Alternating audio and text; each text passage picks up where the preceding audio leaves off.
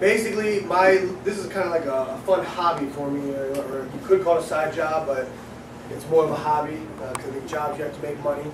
Osmond reptile removal, I started because I kept hearing people talking about and bragging about killing snakes. Like, hey, there was a snake in my driveway and I killed it, and they're so happy about it. And I've been passionate about wildlife my whole entire life. I went to University of Maryland. I got a zoology degree. Zoology is the study of the science of animals. I then later got my science education degree, and I'm actually in the process now of working on a master's in zoology. So maybe I'll stay in teaching, maybe I'll go into the field of conservation, which I'll talk a little bit about, just a little. But basically, my company started, I got a license through the Department of Natural Resource so that I'm allowed to come to someone's property and remove a snake, and then I can take it to like a park, a field, the nature center, something like that. I can let the snake go in the nature center. And in our area, snakes are not the most common thing, so I don't get calls all the time. I've been doing this for almost 3 years now, and I've done maybe 30 or 40 snake jobs. But I also will do some small animals, squirrels, raccoons, possums, groundhogs, done a couple random bird jobs. And in every case, what I do is I remove the animal, either got in someone's house, something like that. I'll come in, I'll catch it, and then I'll bring it out, and I'll let it go somewhere where it can be safe and away from people. In recent years, I started doing these shows because being a teacher, I can bring animals into my own classrooms. I know lots of teachers within the county, so I started bringing animals in so I could actually give people this hands-on experience where you get to touch an animal, see that they're not necessarily as scary as a lot of people think. They're not slimy like a lot of people think. Snakes are actually quite dry. Yes, they are. They are actually quite dry, unless they've ridden in the water. Yeah. But so I've added these shows, and then I actually also do breeding. And you'll see these babies here are actually snakes I've bred. These two snakes here are two of my original snakes that I've done a lot of breeding with. The snake I got down here, he's one of my big male ball pythons, which is a non-native species that I'll be showing you in a little bit.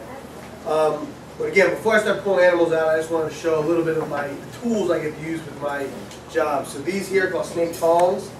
So if I get like a venomous snake call, and in Maryland, there's only one venomous snake that you have to worry about. That's the Copperhead, which unfortunately looks a lot like corn snake, like that has this colors. But there are a few little things that you can tell the difference. The Copperheads have a really diagonal head with big glands on the side, which make it that diagonal head. They have slit pupils, and they're really, really rare. I'm 30 years old. I found one in Maryland doing this job, hiking, searching, all that stuff. So most of the time, when people say they've seen a venomous snake, it's not a venomous snake. But people, because of their fear, will still go ahead and kill it. And that's why I try to advertise and I try to push. Just give me a phone call. I can come out, I can capture, remove, and relocate those snakes. The way these tongs would work, and I only need to use these venomous snakes, because if you get bit by a snake that's not venomous, worst case, you bleed a little. But basically, you would just pick the snake up with the tongs, and they work best when you use them with another tool. This is my favorite tool I get to use on the job. And this is just your snake hook. And these are great when you're looking and searching because I can lift things up with it. I can hold a snake where, I'll show you with this guy here. And again, this is one of my favorites. He's an 11-year-old male Okatee corn snake. But what I can do with the snake hook is if I have a snake that's wild, he's probably going to want to bite me if I catch him. So I can grab him by the tail, and then I can hold the stick to keep him stabilized so they don't get scared. And it works the same way with the clamp. I can hook and clamp with the tongs. But I'll be honest that the easiest way to catch a snake, if it's not venomous, is with your hand. And has anyone here ever heard of the crocodile hunter, Steve Irwin? Yes. So Steve Irwin, he had this saying, and he says, if it's biting you, you know you got it, because it's got you.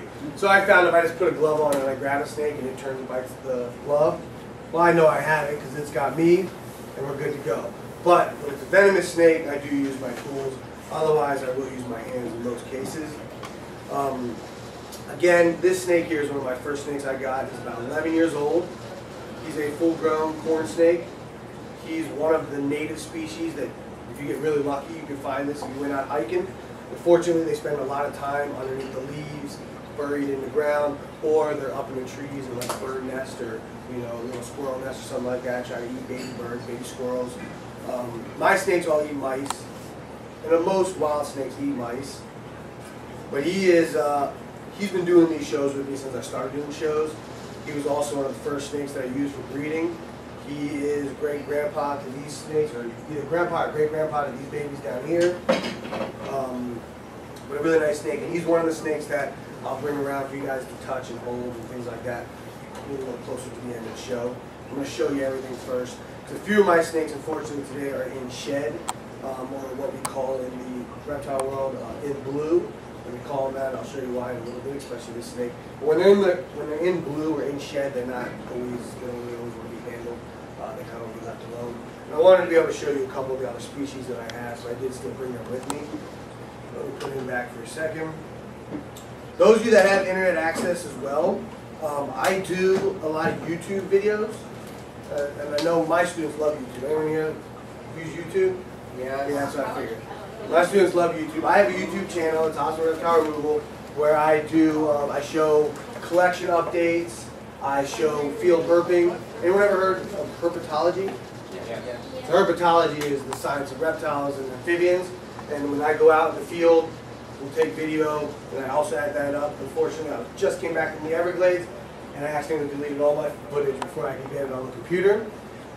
But I do a lot of field herping around here as well, so it's fun to see things that you can actually find like local nature centers. Do you ever see multiple headed snakes? Not in the wild, but in the breeding industry, you do see that a lot. In the wild, most of the time they don't survive. Right. But So obviously in the breeding industry will survive? yeah, there's one that's big on YouTube right now. It's a Honduran milk snake with 2 heads. And how old is it? It's I think it's only a year, but it's doing really well. Wow. The guy showed feeding videos where he feeds one head, and then when the one head's almost done, he'll feed the other head, so that if they fed at the same time, it'll kind of hit and cause a jam. Do the heads get along? They seem to. I've only seen a few videos that the guy put out on the snake. Yes. There's a garden snake in our backyard that wandered into our house, and so we didn't try to kill it or anything. We just kind of put it in the little patch of garden that we had, and it started living in our tree. Perfect. That's what I try to tell my customers. The #1 snake that people call me about are garter snakes, which are little harmless snakes. I mean, they're great for gardens. They eat slugs, worms, other little insects, things like that. But again, that's the #1 thing people call me for. You know what they tell me every time? They call me and they say, "Oh, I got a copperhead." And I'm like, "Wow, copperhead." So I show up, and then it's a snake that looks nothing like a copperhead. It's a garter snake. They're black with yellow stripes. Copperheads look a lot more like this with these brown and I guess orangish brown and lightish brown colors. But it's funny how often I get calls for copperheads, and it's always garter snakes. So one of the other things I brought, these I can pass around, but you guys can check them out. These are some just random sheds. I think this one here is one of the babies that's in there now. I think these other ones are snakes that aren't here with us today. Yeah. These are other snakes. If you'd like to check out a snake skin, you can just pass them around. And you can look and you can see the head, and just you pass them all around. You can see the eyes, the eye cap, like everything on it. You can even see which snakes were white. It's alright. Which snakes were white, it's alright. If it touched probably got condensation from the container. But you can see like if a snake had dark color or not. You can just pass around that little piece. I get plenty of these sheds. There's no big deal if it doesn't get right. Alright, well while I'm showing corn snakes, I guess I'll show you all of the corn snakes. Then I'll show you a couple of the other species that I brought. And then I'll let you guys start checking some of them out. So in here, this is also an 11-year-old snake. I got her when I got this brown snake below. This is the same species of snake, corn snake. As you can see, that is a really different color morph. So corn snakes are probably one of the best pet snakes that you can get, because this is about as big as they get. They're easy to feed, they don't get too big, and there are tons of different color morphs. Okay? I have these little white ones, and they're actually, one's high pink and one's a high white. I'll show you those in a second. But I have that brown one, I have this big orange and red one. I have a black and gray one that has stripes down it. I have a really, really, really orange one. They call it a sun-kissed morph. I have one that's called a motley, which is almost like a dull orange. So there's lots of different color variations, all the same species, all can breed. And that's one of the fun things, at least I find with reptiles, is the breeding. You can make your own new color, not new species, but new color morphs. And with some of these types of snakes, the corn snakes aren't lucrative, but the ball pythons, I'll show you later, there are color morphs that can go for $15,000, $20,000 for one snake. I do not own any of those. But it's still fun to try to be able to make them. Yes? What I'm now wondering is if there's any snake shows at the dog shows. There are. Actually, this Saturday in Hobbit of Grace, Maryland, which is just past Baltimore, there's a reptile show, and they're just like those dog shows. People bring their animals, they show them off, they buy, they sell, they trade. It's very fun. Last time I was there, actually, a guy had a snake for $15,000. I mean, and I'm still trying to figure out why it was that much money. Apparently, people buy some of these. I do not own anything that's like that. I'm hoping someday to be able to make something like that, but right now I don't own anything like that. So these two little guys, and I'll set it up here.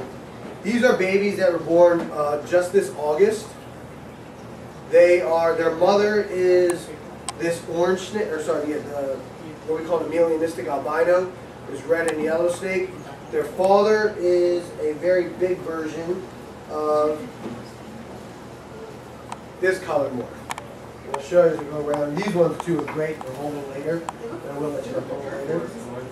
These are also corn snakes. This here is your normal, we call it snow corn, and it basically means that they've gotten both types of albinism. They have the melanistic albinism, and then they also have the antheristic albinism. And the antheristic are basically corn snakes that have no yellows or oranges or reds. They're just strictly black and gray. That's a normal snow corn, and then you can see this one here is really high in pink. And they are sisters, same mom, same dad. I'm gonna let everyone hold and touch these later. Yeah, these guys they're little, and you should have seen that type. They're probably double the size from when they were born, maybe even triple. They're really small when they're born. I actually have corn snake eggs right now in the incubator. I love snakes. And I will, guys. I'll let people hold and touch. I always have people hand sanitize before and after any holding or touching of reptiles, and that's only because reptiles can carry things, and then people can carry things that can get my reptiles sick. So I will, after I show you all the snakes, there's a few of them that are real good for petting and holding. I'll bring them back around for you guys to touch and hold, but I want to hand sanitize everyone first. Like, we got a fan. Yeah, sure. I'm gonna sweat either way. Yeah. Fan is great. Yes. That snake down there seems to have become able to defy gravity. Oh yeah, they're one big muscle. This one in the front, is he like trying to get skin off? He is what's called a king snake, and I'll show him next. He sometimes will put the show on for me. Let's see if he does it. Oh, he pooped in there. So king snakes are also native to our area, and their favorite thing to eat is other snakes. So he smells dinner with all these guys here. You a cobra? Oh, that's one of their favorite things. Actually, cobras are just like king snakes. So when it comes down to cobra and king snakes, it would be who's bigger. But the bigger one would eat the other one. These guys in Maryland, their favorite things to eat are copperheads, and then garter snakes, little babies of other species. So that's why this guy here, I normally don't take out when the other snakes are out because I don't want him trying to eat anyone else. He also does a defense mechanism, which a lot of these snakes do, where they try to pretend they're a rattlesnake. So they start to rattle their tails up against things. We'll see if he does it or not. He's getting good. When I first got him, he was real nervous with being held, so he did it all the time. He, though, is about to be in blue or in shed. So after this guy sheds, his whites are really bright, like the shirts here. And right now, you cannot see it as well, but when I pull out this big snake for you, you'll see his eyes. I'll show you as I walk around. He looks like he's like his snake's just skull. Exactly. They get that dull color. If you look at his eyes, they're kind of turning like an opaque bluish color. His aren't as good as the ball python I'm going to show you in a second. But when snakes start to get dull in color, they get the blue opaque eyes, you know that they're about to shed. They don't like to be disturbed when they're shedding. They don't like to, yeah. That's why I brought him only because I wanted to show you another species that's native to Maryland. normally